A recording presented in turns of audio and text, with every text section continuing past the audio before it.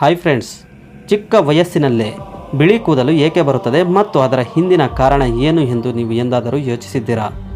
ಬಿಳಿ ಕೂದಲು ಬರುವುದು ಇಂದಿನ ಯುವಜನರಲ್ಲಿ ಮತ್ತು ಮಕ್ಕಳಲ್ಲಿ ಸರ್ವೇ ಸಾಮಾನ್ಯ ಸಮಸ್ಯೆಯಾಗಿದೆ. ಬಿಳಿ ಕೂದಲಿನ ಸಮಸ್ಯೆಗೆ ಮೂಲ ಕಾರಣವೆಂದರೆ ಮೆಲನಿನ್ ವರ್ಣದ್ರವ್ಯದ ಬದಲಾವಣೆಯಾಗಿದೆ. ಸ್ನೇಹಿತರೆ, ಇಂದು ನಾವು ಜಿಪ್ಯಾಕ್ಟ್ ಯೂಟ್ಯೂಬ್ನಲ್ಲಿ ಕೂದಲಿನ ಬಣ್ಣದ ಹಿಂದಿನ ವೈಜ್ಞಾನಿಕ ವಿಜ್ಞಾನವನ್ನು ಅರ್ಥ ಮಾಡಿಕೊಳ್ಳೋಣ. ಹಾಗೆ ಯಾವ 2 ಕಾರಣಗಳಿಂದ ಬಿಳಿ ಕೂದಲು ಉಂಟಾಗುತ್ತದೆ ಎಂಬುದನ್ನು ನೋಡೋಣ. ಕೂದಲುಗಳು ಡೆಡ್ ಸೆಲ್ ಕೆರಾಟಿನ್ ಎಂಬ ಹೆಸರಿನ ಪ್ರೋಟೀನ್ನಿಂದ ನಿರ್ಮಾಣವಾಗಿದೆ. ಈ ಪ್ರೋಟೀನ್ ಬಣ್ಣರಹಿತ ಪ್ರೋಟೀನ್. ಕೂದಲಿನ ಕೆರಾಟಿನ್ ಪ್ರೋಟೀನ್ ಬಣ್ಣವನ್ನು ಮೆಲನ್ನಿಂದ ಪಡೆಯುತ್ತದೆ. ಮೆಲನಿನ್ ಎಂಬುದು ಮೆಲನೋಸೈಟ್ಸ್ ಕೋಶಗಳಿಂದ ಉತ್ಪತ್ತಿಯಾಗುವ ವರ್ಣದ್ರವ್ಯ. ಮೆಲನೋಸೈಟ್ ಕೋಶಗಳು ಮೆಲನಿನ್ ವರ್ಣದ್ರವ್ಯವನ್ನು ಉತ್ಪಾದಿಸುತ್ತಲೇ ಇರುತ್ತದೆ.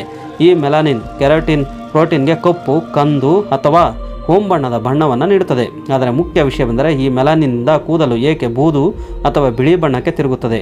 ಉತ್ತರವನ್ನು ನೋಡೋಣ. ಉತ್ತರವೇನೆಂದರೆ ಮೆಲನೋಸೈಟ್ ಕೋಶಗಳಿಂದ ಅತಿ ಕಡಿಮೆ ಮೆಲನಿನ್ ವರ್ಣದ್ರವ್ಯ ಉತ್ಪಾದನೆಯಿಂದಾಗಿ ಕೂದಲಿನ ಬಣ್ಣವು ಬೂದು ಅಥವಾ ಬಿಳಿ ಬಣ್ಣಕ್ಕೆ ತಿರುಗುತ್ತದೆ. ಕಡಿಮೆ ಮೆಲನಿನ್ ಉತ್ಪಾದನೆಯಿಂದಾಗಿ ಕೆರಾಟಿನ್ ಕೋಶಗಳು ಬಣ್ಣರಹಿತವಾಗುತ್ತವೆ ಮತ್ತು ಅದರಿಂದ ಬಿಳಿಯಾಗಿ ಕಾಣಲು ಪ್ರಾರಂಭಿಸುತ್ತದೆ. ಇನ್ನು ಎರಡನೆಯ ಸಾಮಾನ್ಯ ಕಾರಣವೆಂದರೆ ಆಕ್ಸಿಡೇಟಿವ್ ಒತ್ತಡ. ಈ ಆಕ್ಸಿಡೇಟಿವ್ ಒತ್ತಡದಿಂದಾಗಿ ಹೈಡ್ರೋಜನ್ ಪೆರಾಕ್ಸೈಡ್ ಕೂದಲಿನ ಕಿರುಚೀಲಗಳಲ್ಲಿ ಹೆಚ್ಚಿನ ಪ್ರಮಾಣದಲ್ಲಿ ಸಂಗ್ರಹವಾಗುತ್ತದೆ. ಈ ಹೈಡ್ರೋಜನ್ ಪೆರಾಕ್ಸೈಡ್ ಕೂದಲಿನ ವರ್ಣದ್ರವ್ಯದೊಂದಿಗೆ ಪ್ರತಿಕ್ರಿಯಿಸುತ್ತದೆ ಮತ್ತು ಬಣ್ಣವನ್ನು ಹಗುರಗೊಳಿಸುತ್ತದೆ ಮತ್ತು ಕ್ರಮೇಣ ನಮ್ಮ ಕೂದಲು ಬಿಳಿಯಾಗುತ್ತದೆ. ಓಕೆ ಫ್ರೆಂಡ್ಸ್, ಈ ವಿಡಿಯೋ ಇಷ್ಟವಾದಲ್ಲಿ ಒಂದು ಲೈಕ್ ನೀಡಿ, ನಿಮ್ಮ ಸ್ನೇಹಿತರಿಗೆ ಶೇರ್ ಮಾಡಿ. ನೀವು ಇನ್ನೂ ನಮ್ಮ ಚಾನಲನ್ನು ಸಬ್ಸ್ಕ್ರೈಬ್ ಆಗಲಿಲ್ಲವೆಂದರೆ ಸಬ್ಸ್ಕ್ರೈಬ್ ಆಗಿ ಪಕ್ಕದಲ್ಲೇ ಇರುವ ಬೆಲ್ ಬಟನ್ ಪ್ರೆಸ್ ಮಾಡಿ, ಹಾಲ್ ನೋಟಿಫಿಕೇಶನ್ ಆನ್ ಮಾಡಿ. ಈ ವಿಡಿಯೋದ ಬಗ್ಗೆ ನಿಮ್ಮ ಅನಿಸಿಕೆಯನ್ನು ಮುಕ್ತವಾಗಿ ಕಾಮೆಂಟ್ ಮಾಡಿ. Thank you for watching.